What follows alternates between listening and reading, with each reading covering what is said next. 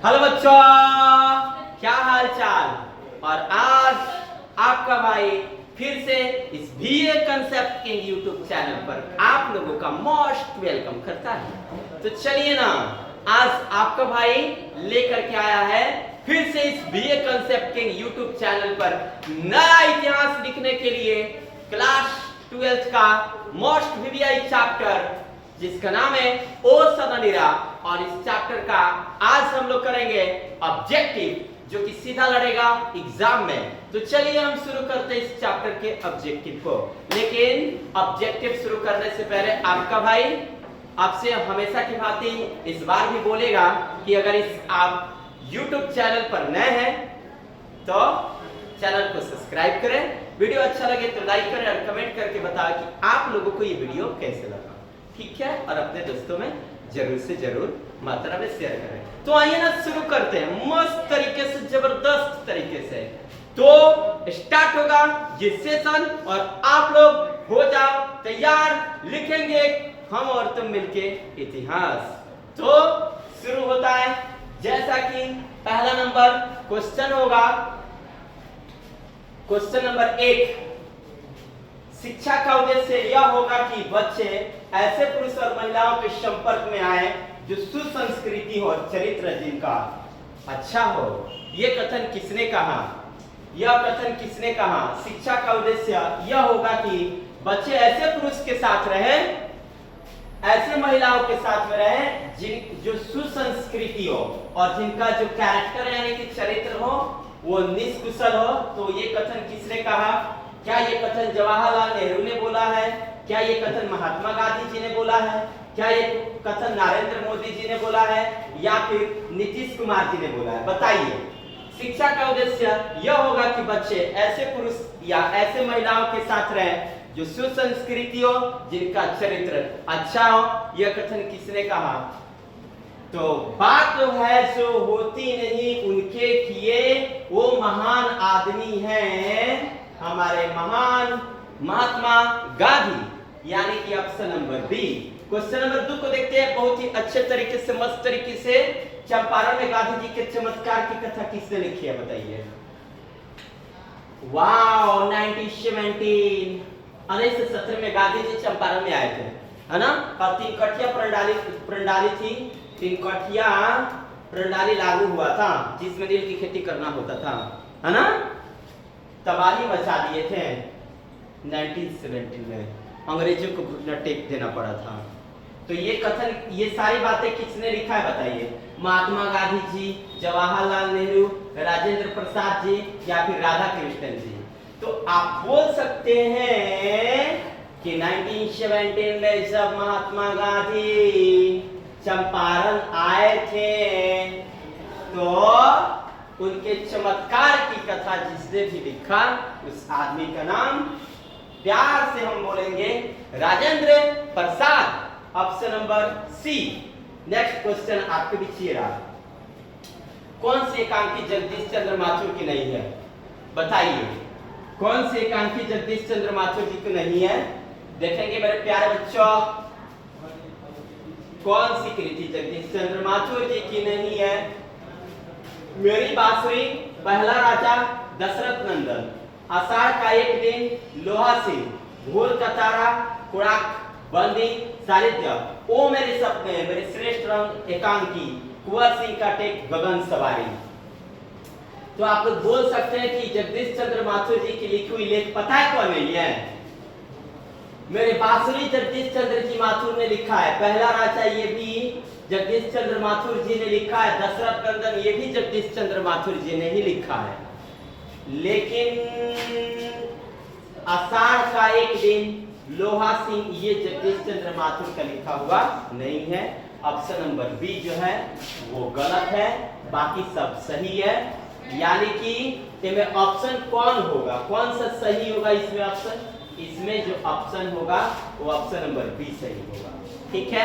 आगे देखते हैं क्वेश्चन की तरफ। बहुजन संप्रेषण के माध्यम से पुस्तक किसने लिखी है? खास बात आप लोगों के बीच में रखना चाहूंगा कि ये जो मेरी बांसुरी है, पहला राजा है, दशरथ नंदन है, भोर का तारा, कुड़ाक, बंदी सारित्या, और ओ मेरे सपने मेरे श्रेष्ठ रंग एकांकी कुंवर सिंह की टेक और गगन सवारी, इसको अपने नोटबुक पर जरूर ही लिख लें। ये एग्जाम में आने वाला मोस्ट क्वेश्चन होगा और ये इनका लिखा हुआ नहीं है। आगे देखते हैं, बहुजन संप्रेषण के माध्यम से पुस्तक किसने लिखी है? बताइए, बहुजन संप्रेषण के माध्यम से पुस्तक किसने लिखा है? जितेंद्र सहाय, मोहन राकेश, जगदीश चंद्र माथुर या फिर रामेश्वर कश्यप? तो बहुजन संप्रेषण के माध्यम से जिसने पुस्तक लिखा है उनका नाम है जगदीश चंद्र माथुर। बहुजन संप्रेषण के माध्यम से जिसने भी लेख को लिखा है उनका नाम क्या है? जगदीश चंद्र माथुर। आगे, परंपराशील नाट्य पुस्तक किसने लिखी है? परंपराशील नाट्य पुस्तक किसने लिखी है? बताइए। परंपराशील नाट्य पुस्तक किसने लिखी है? परंपराशील नाट्य पुस्तक किसने लिखी है? परंपराशील नाट्य पुस्तक किसने लिखी है? तो रामेश्वर सिंह कश्यप, जितेंद्र सहाय, मोहन राकेश, जगदीश चंद्र माथुर जी। बताइए किसने लिखा है? 5 ऑप्शन है, 4 के ऑप्शन है आपके बीच। आप लोग बताओ कौन सा ऑप्शन सही है? बताओ, परंपराशील नाट्य पुस्तक किसने लिखी है? अब तो बता दो, चलो बताओ। तो परंपराशील नाट्य पुस्तक जो लिखे हैं वो कौन है? जगदीश चंद्र माथुर। आगे नेक्स्ट क्वेश्चन होगा आपके बीच, क्वेश्चन नंबर 6। तो देखेंगे मेरे प्यारे बच्चों, वसुंधरा भोगी मानव और धर्माद मानव एक ही सिक्के के दो पहलू है। किस पाठ से आया है? वसुंधरा भोगी मानव और धर्माद मानव। वसुंधरा भोगी मानव किसे कहते हैं? वैसा मानव जो प्रकृति का शोषण करते हैं और वैसा मानव जो प्रकृति को बचाते हैं। इन्हीं लोगों में से, हम ही लोगों में से ये धर्माद मानव भी होते हैं और हम ही लोगों में से वे मानव होते हैं जो प्रकृति को बर्बाद करते हैं। तो एक ही सिक्के के दो पहलू है। पाठ बात कहां से लिया गया है? तो ये बात और सिर्फ लिया जाएगा तो वो सदानिरा से लिया जाएगा, क्योंकि अर्धनारीश्वर में तो बात हुई है नर और नारी की। संपूर्ण क्रांति तो भाषण है। हंसता हुआ मेरा अकेलापन, इसमें कवि जी ने अपने बारे में लिखा है, तो वो सदानिरा सही है। आगे, वो सदानिरा निबंध के निबंधकार का नाम बताइए। चलिए, ओश सदानिरा निबंध के निबंधकार का नाम बताइए। तो ओश सदानिरा निबंध के जो निबंधकार है हमारे महान कवि जो अनेक सम्मान से सम्मानित हुए थे, वो कौन थे? क्या वे नामवर सिंह या फिर जगदीश चंद्र माथुर या फिर रामधारी सिंह थे? बताइए कौन थे? तो वो होंगे जगदीश चंद्र माथुर जी। ओश सदानिरा निबंध के निबंधकार कौन है? जगदीश चंद्र माथुर जी। आगे क्वेश्चन, जगदीश चंद्र माथुर जी का जन्म कब हुआ था? जगदीश चंद्र माथुर जी का जन्म कब हुआ था? बताइए लोग, जगदीश चंद्र माथुर जी का जन्म कब हुआ था? तो जगदीश चंद्र माथुर जी का जो जन्म हुआ था मेरे प्यारे भाई लोग, जगदीश चंद्र माथुर जी का जो जन्म हुआ था वो कब हुआ था? 15 जुलाई 1916, 16 जुलाई 1917, 17 जुलाई 1918 या फिर 18 जुलाई 1919? बताइए कौन सा ऑप्शन सही है? जगदीश चंद्र माथुर जी का जन्म कब हुआ था? तो आप लोग बोल सकते हैं कि सर इसमें से कौन सा ऑप्शन सही होगा, हम लोग पता नहीं है, आप ही बता दीजिए।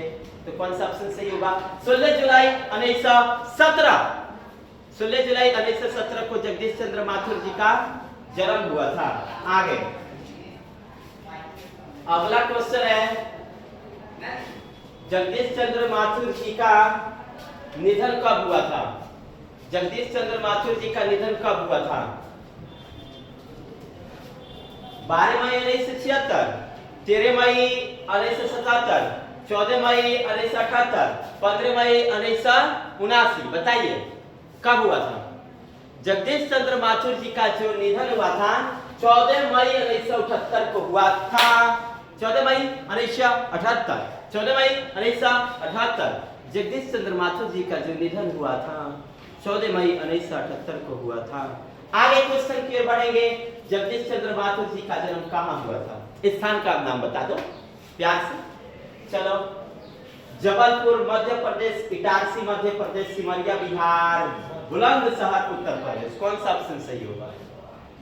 तो बुलंदशहर उत्तर प्रदेश सही होगा, क्योंकि जगदीश चंद्र माथुर जी जो थे उनके बारे में मैं सारांश इसके पहले वाले वीडियो में मैंने पढ़ाया है और इनके बारे में बताया है, और आप लोगों ने शायद उस वीडियो को जरूर ही देखे होंगे लोग। अगर नहीं देखे हैं लोग तो वीडियो को जाकर के जरूर देखें, क्योंकि उसमें मोस्ट इम्पोर्टेंट बातें बताई गई है। तो आप देख सकते हैं कि जगदीश चंद्र माथुर जी का जन्म कहाँ हुआ था? बुलंदशहर उत्तर प्रदेश। धांगड़ शब्द का उराव भाषा में क्या है? धांगड़ शब्द का अर्थ उराव भाषा में क्या है? भारी शरीर का आदमी, भाड़े का मजदूर, हल्के शरीर का आदमी, लंगड़े शरीर का आदमी। बताइए, ये वाला व्यक्ति तो काम नहीं करेगा, और हल्के शरीर का आदमी भी, हल्के शरीर के आदमी में जो शरीर में एनर्जी होगी वो नहीं होगी, और भारी शरीर का आदमी ये तो वर्क करेंगे ही नहीं।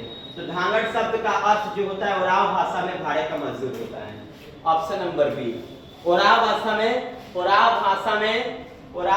में धांगड़ शब्द का अर्थ बताइए, भाड़े का मजदूर। आगे क्वेश्चन नंबर 12 की ओर चलेंगे। क्वेश्चन नंबर 12 क्या है? जगदीश चंद्र माथुर को कौन सा पुरस्कार नहीं मिला था? अरे नहीं मिला था। बिहार परिधि की उपाधि, कालिदास अवार्ड, बिहार राजभाषा पुरस्कार कौन नहीं मिला था? अच्छा, विद्यावरिधि उपाधि इनको मिला था, कालिदास अवार्ड मिला था, बिहार राजभाषा पुरस्कार मिला था, लेकिन भारतीय ज्ञानपीठ पुरस्कार नहीं मिला। जगदीश चंद्र माथुर जी को कौन कौन सा पुरस्कार मिला था मेरे प्यारे बच्चों? तो जगदीश चंद्र माथुर जी को जो पुरस्कार मिला वो विद्यावरिधि की उपाधि थी, कालिदास अवार्ड था और बिहार राजभाषा का पुरस्कार था। ये 3 गो पुरस्कार इनको प्राप्त हुआ, लेकिन भारतीय ज्ञानपीठ पुरस्कार इनको प्राप्त नहीं हुआ था। आगे देखेंगे 13 नंबर क्वेश्चन किस पाठ में आया है? कैसे है चंपारण की यह भूमि मनोविस्मृति के हाथों में अपनी बड़ी निधियों को सपने के लिए प्रस्तुत रहती है। तो बताइए, चंपारण की भूमि के बारे में बात किया तो एक ही पाठ होता है, वो सिर्फ और सिर्फ ओ सदानीरा। ओ सदानीरा में ही आपको बताया गया है, ओ सदानीरा में ही आपको बताया गया है इसके बारे में, है ना? ओ Sadanira option number B. Vaishali महोत्सव का प्रतिवर्ष आयोजन किसने आरंभ करवाया था? अच्छा, वैशाली महोत्सव जो होता है ना, वैशाली में महोत्सव, वो किसने आरंभ करवाया था? क्या जगदीश चंद्र माथुर जी ने, रामधारी सिंह दिनकर जी ने, नागार्जुन ने, या फिर रामवृक्ष बेनीपुरी जी ने? बताइए, वैशाली महोत्सव का बीजारोपण किसने किया था? तो वैशाली महोत्सव का बीजारोपण हमारे महान कवि जगदीश चंद्र माथुर जी किए थे। आगे क्वेश्चन नंबर 15 की ओर ध्यान दें बच्चों। वर्तमान शिक्षा पद्धति को तो मैं खौफनाक और हेय मानता हूँ। छोटे बच्चों का चरित्र और बुद्धि का विकास करने के बजाय पद्धति उन्हें बौना बना देती है। किसका विचार है बताइए? अच्छा, आज की जो शिक्षा पद्धति है वो खौफनाक है, बेकार है। आज की शिक्षा पद्धति, कभी कहते हैं कि आज की शिक्षा पद्धति क्या है? बेकार है।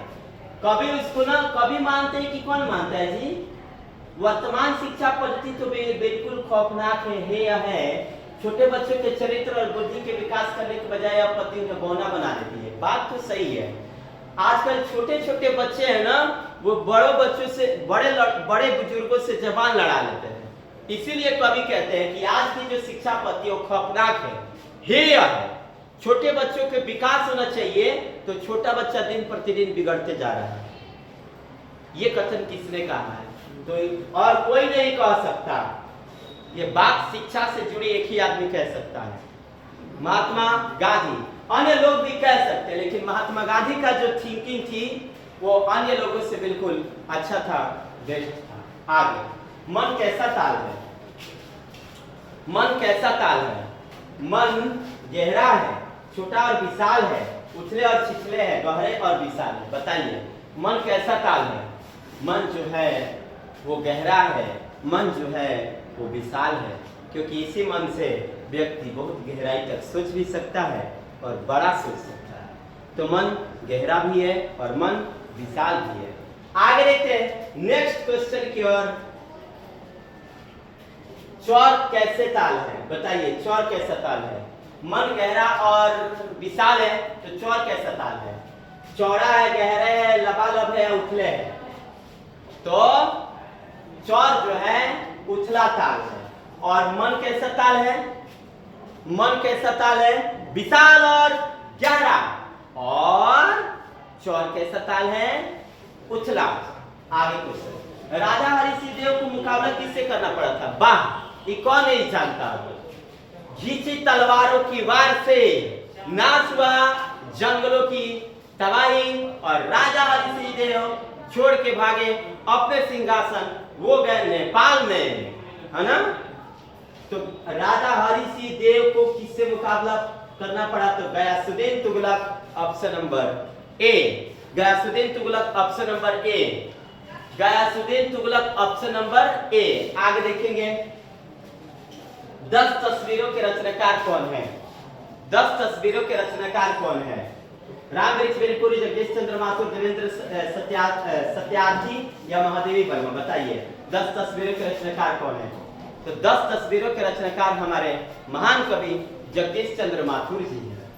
आइए आगे देखते हैं क्वेश्चन की ओर। 20 नंबर क्वेश्चन क्या कहता है? गौतम बुद्ध का अभिभार्य कब हुआ था? गौतम बुद्ध का अभिभार्य कब हुआ था? 2000 वर्ष पहले, 2500 वर्ष पहले, 3000 वर्ष पहले, 5000 वर्ष पहले? बताइए गौतम बुद्ध का अभिभार्य कब हुआ था? अभिभार्य, तो गौतम बुद्ध का अभिभार्य 2500 वर्ष पहले हुआ था, option number B. Gautam Buddha का अभिभार्य कब हुआ था? 2500 वर्ष पहले। थारण शब्द किस शब्द से विकसित है? थारण शब्द किस शब्द से विकसित है? ऑप्शन नंबर ए, स्थल से, स्थान से, थार से या थल से?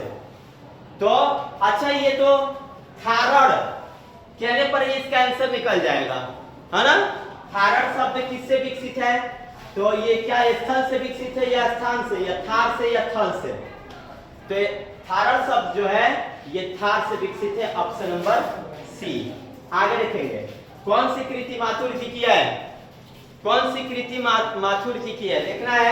देखना है जानवर और जानवर, कहानी नई कहानी, यावर याद रहेगा। भोर का तारा, एग्जाम के लिए बेस्ट क्वेश्चन। भोर का तारा, भोर का तारा किसकी रचना है? भोर का तारा किसकी रचना है? जगदीश चंद्र माथुर जी। एग्जाम के लिए बेस्ट क्वेश्चन होगा। भोर का तारा किसकी रचना है? बताइए भोर का तारा किसकी रचना है? तो भोर का तारा जगदीश चंद्र माथुर जी की रचना है। आगे देखेंगे गांधी जी चंपारण कब आए थे? गांधी जी चंपारण कब आए थे? गांधी जी चंपारण कब आए थे? अप्रैल 1918, अप्रैल 1920, 20 जून 1917, अप्रैल 1917। तो गांधी जी चंपारण अप्रैल 1917 में आए थे। तीन कठिया प्रणाली को लोगों पर से हटाने के लिए, जो अंग्रेजों के लिए लागू किया गया, अंग्रेजों ने लागू किया था किसानों पर। तो अप्रैल 1917 में। वैशाली महोत्सव का बीजारोपण किससे किया? तो वैशाली महोत्सव था, इसका बीजारोपण हमारे महान कवि जगदीश चंद्र माथुर जी ने किया है। आगे देखेंगे ओ मेरे सपने क्या है? उपन्यास है, कहानी है, खंड काव्य है या फिर नाटक है? ओ मेरे सपने क्या है? ओ मेरे सपने क्या है? बताइए। तो ओ मेरे सपने नाटक है। ओ मेरे सपने कौन सी विद्या है? तो ओ मेरे सपने नाटक है। ओ मेरे सपने कौन सी विद्या है? तो ओ मेरे सपने जो है वो क्या है? नाटक है। ओ मेरे सपने क्या है? नाटक है। ओ मेरे सपने क्या है? नाटक है। ओ मेरे सपने क्या है? तो नाटक है। आगे बिहार में शरणार्थी कहां से आए थे? पंजाब से, सिंध से, पूर्वी बंगाल से, नेपाल से। बिहार में शरणार्थी कहां से आए थे? बताइए। पंजाब से आए थे या फिर सिंध से आए थे या फिर पूर्वी बंगाल से आए थे या नेपाल से आए थे? बोलो बच्चों। तो बिहार में शरणार्थी कहां से आए थे? बिहार में शरणार्थी कहां से आए थे? पंजाब से कि सिंध से कि पूर्वी बंगाल से कि नेपाल से? आप लोग बताओ। तो बिहार में शरणार्थी जो आए थे वे पूर्वी बंगाल से आए थे, है ना? बिहार में शरणार्थी कहां से आए थे? बिहार में शरणार्थी जो आए थे वो पूर्वी बंगाल से आए थे। आगे देखते हैं नेक्स्ट क्वेश्चन की ओर। नववधु जब पहली बार अपने पति को कलेव देने जाती है तो उसके सिर पर क्या होता है? वाव, क्या सुंदर दृश्य प्रकट होता है। तो नववधु यानी कि नई नई कन्या। नववधु का मतलब होता है नई नई कन्या जब होती है, पहली बार जब अपने पति के लिए कलेव लेकर जाती है तो उस मेड़ पर भाई साहब सिर पर क्या होता है? कलेव होता है। प्यार से अपने पति के लिए लेकर जाती है कलेव, और पति उसको देख करके मन ही मन खुश हो जाता है। मेरी धर्म पत्नी मेरे लिए लेकर आई है कलेव, यानी कि सुबह का भोजन। प्यार से भाई साहब भोजन होता है। तो बताइए, नववधु जब पहली बार अपने पति को कलेव लेकर जाती है तो सिर पर क्या होता है? चूना, साल, पीढ़ा या लोटा? भाई साहब ये प्राचीन काल की प्रक्रिया है, बड़ा सुंदर दृश्य होगा। सिर पर रखती है पीढ़ा और ऊपर होता है खाना, और मारे ठुमक ठुमक के चलती है तो रखती है अपने सिर पर क्या? पीढ़ा। Option number C, option number C. आगे देखेंगे, चंपारण में गांधी जी ने कब अपना अभियान चलाया था? अंग्रेजों की दहशत ने किसानों के दिल को दहला दिया था। हमारे गांधी जी ने किसानों की स्थिति को देखते हुए लगाई नीति और भगाई अंग्रेजों की नीति। तो ये कब हुआ था? तो सन 1917 में चंपारण में गांधी जी कब अभियान चला रहे थे? तो चंपारण में गांधी जी 1917 में अभियान चला रहे थे। आगे देखेंगे क्वेश्चन क्या है, 29 नंबर। प्यार से देखेंगे, मस्त जबरदस्त क्वेश्चन है। चंपारण अभियान का सबसे बड़ा वरदान क्या था? चंपारण अभियान का सबसे बड़ा अभियान क्या था? साहस, निर्भीकता, संघर्षशीलता या देश अभिमान? तो चंपारण अभियान का सबसे बड़ा वरदान था चंपारण आंदोलन का, चंपारण अभियान का सबसे बड़ा वरदान निर्भीकता था, क्योंकि अंग्रेजों के सामने कोई टिके नहीं पाता था।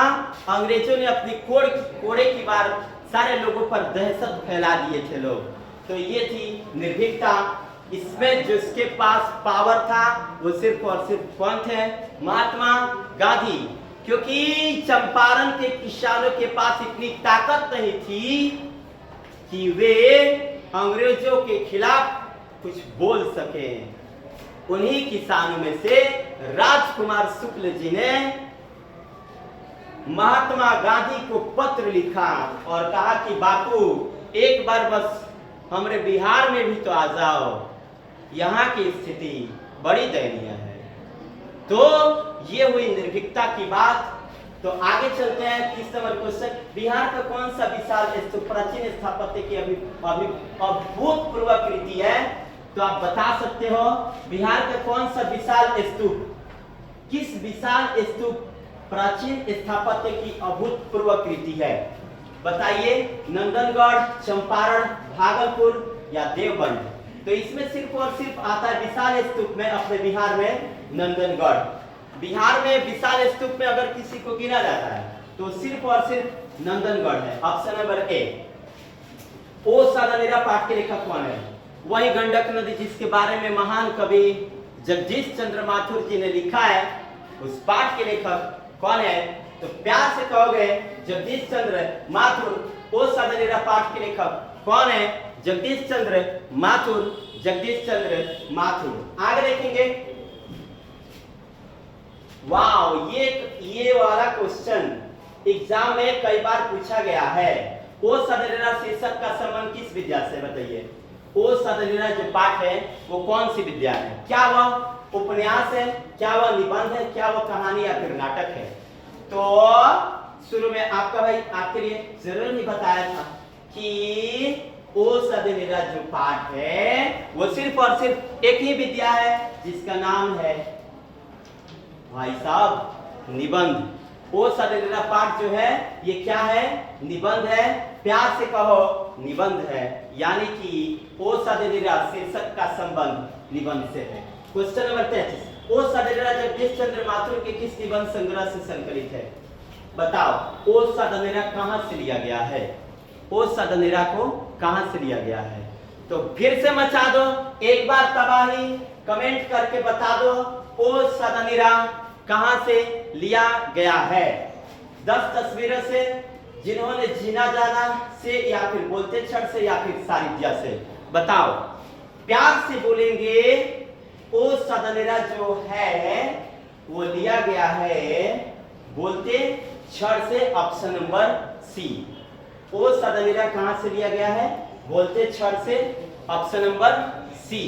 आगे देखेंगे, मस्त क्वेश्चन था, क्वेश्चन ओ सदनिरा से संबंध कौन सी नदी बताओ। ओ सदनिरा जो है किस नदी को सीमित बना करके लिखा गया है। राजा हरि सिंह देव और गयासुद्दीन तुगलक के बीच महाआक्रमण जिस नदी के तट पर भैया जी हुआ, उस नदी का नाम गंडक ही तो था, जिस पर गयासुद्दीन तुगलक और राजा हरि सिंह देव के बीच लड़ाई हुई थी। आगे देखते हैं 35 नंबर क्वेश्चन क्या है। प्यार से पढ़ेंगे, मस्त पढ़ेंगे, जबरदस्त पढ़ेंगे। वो सदनिरा शीर्षक पाठ में किस महापुरुष की चर्चा आई है बताइए। वो सदनिरा पाठ में कौन ऐसे महान महापुरुष है जिसके बारे में चर्चा की गई है। महात्मा गांधी, जवाहरलाल नेहरू, सुभाष चंद्र बोस, लोकमान्य बाल गंगाधर तिलक। तो प्यार से कहो ना, इसमें एक ही महापुरुष को बताया गया है जो है महात्मा गांधी। काहे की भैया जी ये चंपारण के बात बा, हमनी के बिहार के बात बा, और यहाँ के शुरू कैनी आपन आंदोलन बिहार से ही है ना। 1917 में महात्मा गांधी जी ने बिहार में पहली बार आकर के इनका यहाँ से आंदोलन स्टार्ट हुआ। आगे, ओ सदनिरा बिहार में किस भूभाग की संस्कृति का वर्णन बताइए।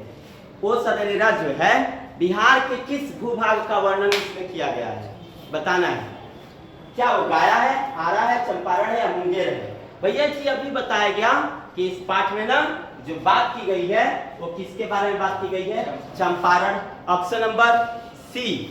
आगे, इनमें से कौन सी रचना जगदीश चंद्र माथुर की है। बातचीत, ओ सदनिरा, तिरिच, हंसते हुए मेरा अकेलापन। हम ना आप लोग को बता दे, बातचीत है, बालकृष्ण भट्ट है, तिरिच है मोहन राकेश, और तिरिच जो है ये किसकी रचना है। तिरिच जो है अन्य कवि की क्या बोले भाई, उदय प्रकाश। तिरिच जो है उदय प्रकाश की रचना है ना। और हंसते हुए मेरा अकेलापन मलयाच की रचना है। लेकिन लेकिन लेकिन लेकिन लेकिन एक तो छुट्टी गया भैया जी, ओ सदनिरा जिसकी रचना है वो कौन है, जगदीश चंद्र माथुर। ओ सदनिरा किसकी रचना है, जगदीश चंद्र माथुर। आगे देखेंगे अगला क्वेश्चन क्या होगा। 38 नंबर क्वेश्चन देखते हैं क्या है। ये भी क्वेश्चन मस्त होगा। ओ सदनिरा किसको निमित्त बनाकर लिखा गया, अभी तो बताया गया। ओ सदनिरा किसको निमित्त बनाकर के लिखा गया है। ओ सदनिरा जो पाठ है इसमें जिसको निमित्त बनाकर लिखा गया है भैया जी, गंगा नदी ना है, वो यमुना नहीं है, महानदी भी नहीं है। प्यार से कहो ना, गंडक नदी है। यानी कि ओ सदनिरा जिसको निमित्त बनाकर के लिखा गया है उसका रिलेशन किस नदी से है, तो वो है गंडक नदी। आगे, कर्नाटक वंश का राजा हरि सिंह देव को किसके साथ मुकाबला करना पड़ा था, है ना। राजा हरि सिंह देव को किसके साथ मुकाबला करना पड़ा था। राजा हरि सिंह थे, उनको किसके साथ मुकाबला करना पड़ा। गयासुद्दीन तुगलक, नादिर शाह, अलाउद्दीन खिलजी, कुतुबुद्दीन ऐबक। तो प्यार से कहो ना, कर्नाटक वंश के राजा हरि सिंह देव को भैया जी जिसके साथ मुकाबला करना पड़ा उनका नाम गयासुद्दीन तुगलक था। आगे, चंपारण में धांगर कहां से आए थे बताइए। रांची से, जमशेदपुर से, छोटानागपुर से, आंध्र प्रदेश से। ले भैया एक बार फिर से अपना सिग्नेचर डाल रहा हूं और ले 100% की गारंटी आगे एग्जाम में। हाँ, चंपारण में धांगड़ कहां से आए बताओ। रांची, जमशेदपुर, छोटानागपुर, आंध्र प्रदेश। तो ये आए थे भैया जी छोटानागपुर से, है ना। चंपारण में धांगड़ कहां से आए थे, छोटानागपुर से। चंपारण में धांगड़ लोग कहां से आए थे, छोटानागपुर से। आगे देखना भैया, 41 नंबर क्वेश्चन, मस्त क्वेश्चन होगा। तीन कठिया प्रथा का संबंध किससे है? ईख से, तंबाकू से, मसाला से, नील से। अरे तीन कठिया प्रणाली की जो प्रथा है वो किससे है? तो वो तो हमारे भाई साहब भी बता सकते हैं, नील से है ना। तीन कठिया प्रणाली की जो संबंध है वो किससे है भैया जी? नील से है। आगे, मठ के महंत ने गांधी जी को कहां शरण दिया था? चंपारण के लोगों में इतनी ताकत नहीं थी कि लोग अपने घर में महात्मा गांधी को शरण दें। अंग्रेजों ने अपना खौफ काफी ज्यादा फैला तो दिया था, लेकिन गांधी जी जब आए थे चंपारण में तो फिर पता है किसके कहां पे रुके हैं? चंपारण में आए थे तो एक जामुन के पेड़ के नीचे झोपड़ी में अपने मठ में, या फिर एक महुए के पेड़ के नीचे। बताइए कौन सा ऑप्शन सही होगा? तो गांधी जी को जहां शरण दिया गया वो महुए का पेड़ के नीचे शरण दिया गया। आगे, कौन सी कृति माथुर जी की नहीं है? मेरी बांसुरी, बंदी, रेशमी टाई या फिर कुड़ा? अरे मेरी बांसुरी तो माथुर जी की ही है, बंदी माथुर जी की है, रेशमी टाई जो है जगदीश चंद्र माथुर जी की नहीं है।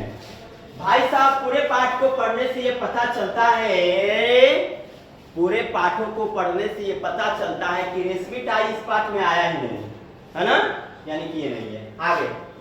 आगे देखेंगे, अगला क्वेश्चन होगा, पंडई नदी कहां तक जाती है?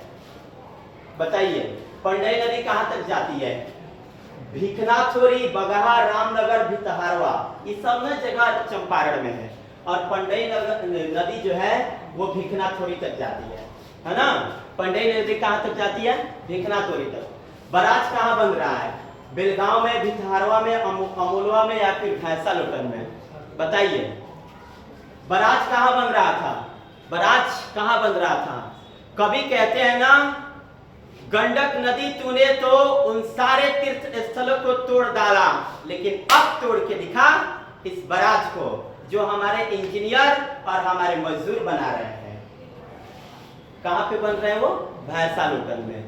यानी कि बराज कहां बन रहा था? भैंसा लोटन में। भैया जी नदी के ऊपर छूले कितना छूती है?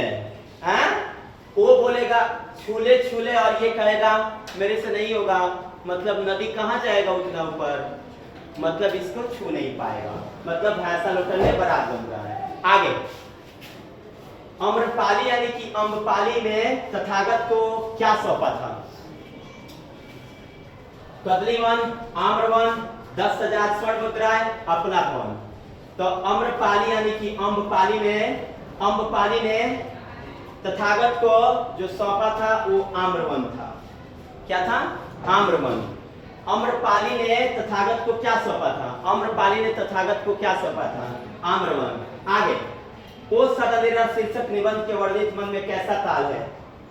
ओ सदनिरा जो पाठ है इसमें ना ध्यान से देखना है, ओ सदनिरा शीर्षक निबंध में वर्णित मन कैसा ताल है, मतलब ओ सदनिरा जो पाठ है इसमें मन को कैसा बताया गया है? गहरा, छोटा और विशाल, उथले और छिछले, गहरे और विशाल। भैया जी मन जो है ना वो गहरा ताल है, विशाल है। ई ससुरा इतना सोचता है, इतना नहीं सोचता, इतना नहीं सोचता, बहुते बड़का सोचता है।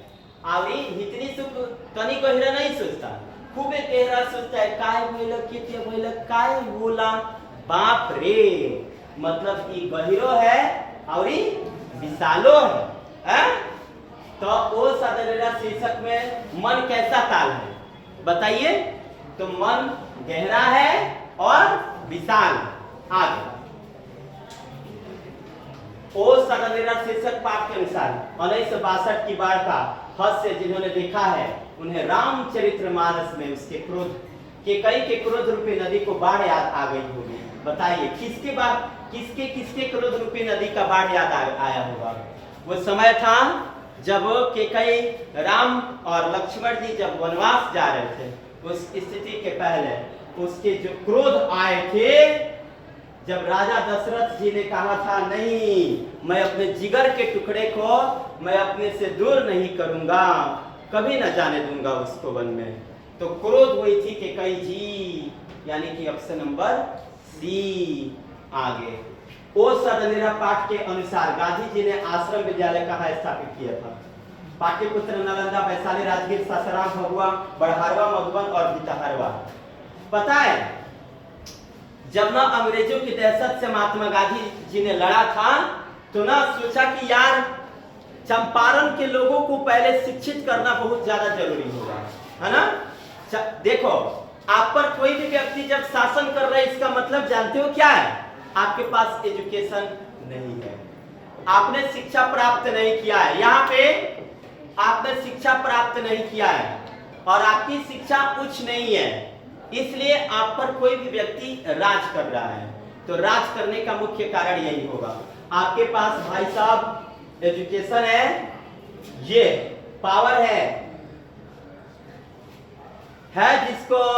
जिसके पास ये बन गया भाई साहब उसको राजा बना दिया। तो वो सदनिरा पाठ के अनुसार गांधी जी ने आश्रम विद्यालय कहाँ खोला था?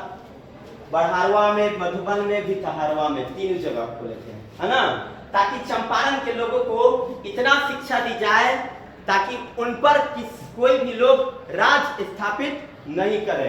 भैया जी हम लोग के भारत पर अंग्रेज को आने का मुख्य कारण पता है क्या था? हम लोग के पास पहली बात एकता नहीं थी, दूसरी बात शिक्षा नहीं था, है ना, इसलिए अंग्रेजों ने हमें धूल चटा दिया, पूरे धन को लूट के लेके चले गए। चलो भैया आज तो आ जाओ, आज तो हम लोग के पास शिक्षा भी है और पावर भी है। आओ ना कभी हमारी गली में, दिखाते हैं कितना पावर है। तो आज के लिए इतना ही सेशन समाप्त होता है और ऑब्जेक्टिव खत्म। मिलते हैं फिर नेक्स्ट वीडियो में इसी अंदाज में मस्त तरीके से। तो आप लोगों को ये वीडियो अच्छा लगा हो तो कमेंट करें और लाइक करें, साथ ही साथ चैनल पर नए हैं तो सब्सक्राइब करें। मिलते हैं फिर से नेक्स्ट वीडियो में, आज के लिए इतना ही काफी। जय हिंद, जय भारत।